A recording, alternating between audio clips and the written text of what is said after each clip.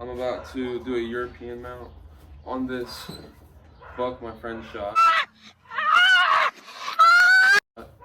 I'm going to show you guys what I did for that, and I'm going to show you how I do it, okay? Okay, so what I did here is I just cut off all the fur and I got rid of the jaw, which is going to be very important here because I learned in the last couple deer heads I've done that it takes longer if you keep the jaw on, and so I recommend taking that off. Okay, so basically you're just going to need like a big bucket, and you're going to want to put 2 holes that are even with each other for the zip ties, and you'll just zip tie them to the antlers.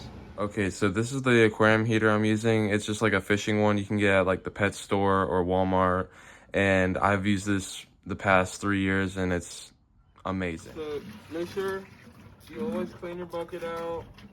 Make sure there's nothing in it, so it's clean water.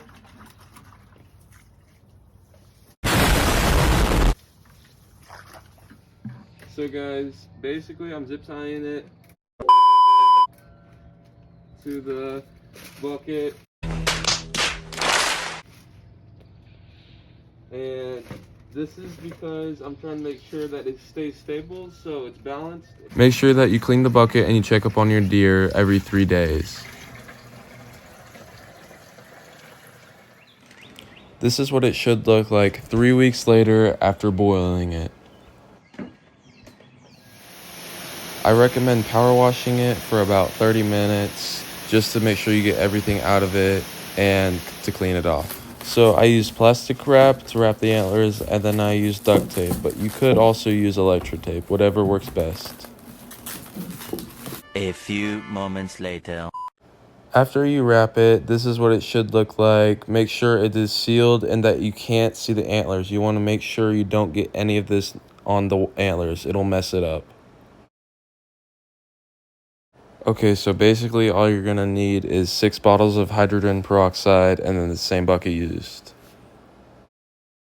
Basically, you're gonna want to pour in your 6 bottles of peroxide that you have, and then you're gonna want to fill it up with water to about maybe 3/4 of it, and then put the skull in and then fill the rest up because you want to make sure that it doesn't overflow.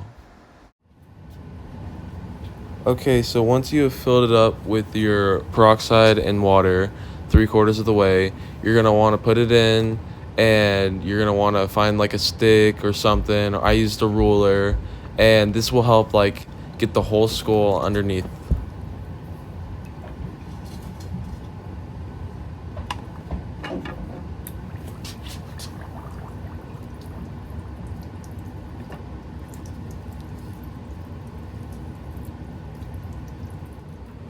This is 2.5 days later. This is what it should look like.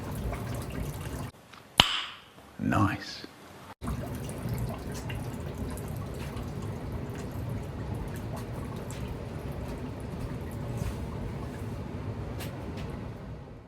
Okay, so you're going to want to unwrap it and just make sure you don't get any peroxide underneath it. If you did get peroxide underneath the antlers, you could just put some wood stain on there. I didn't have to on this one, but that's also optional with any deer head, just to give it a little bit more coating and to give it more texture with the antlers. I hope you guys enjoyed this video. Please make sure that you like and subscribe, and I hope you enjoyed and you learned something from this video.